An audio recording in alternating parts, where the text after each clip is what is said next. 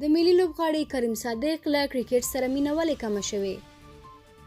د افغانستان د کرکټ ملي لوبډلې پخوانی لوبغاړي کریم صادق د کرکټر په نوم یوې ورزشي ویبپاڼې سره په مرکه کې ویلي کرکټ سره هغه وخت علاقه کمه شوه چې ننګرهار کې د رمضان جام سیالیو پر مهال کرکټ لوبغالي کې چاودنه وشوه.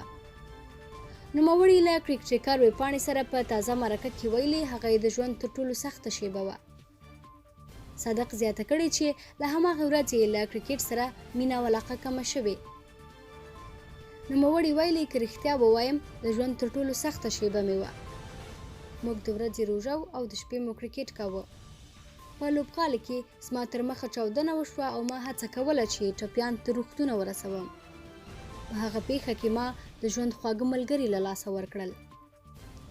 2 کلونه وړاندې په روژې مبارکه میاشت کې د ننګرهار په بېسودو ولسوالۍ کې د کرکټ شپنۍ سیالۍ روانې وې چې پکې 3 پرله پسې چاودنې وشوې او لسګونو کسانو ته مرګ ژوبله واوښته.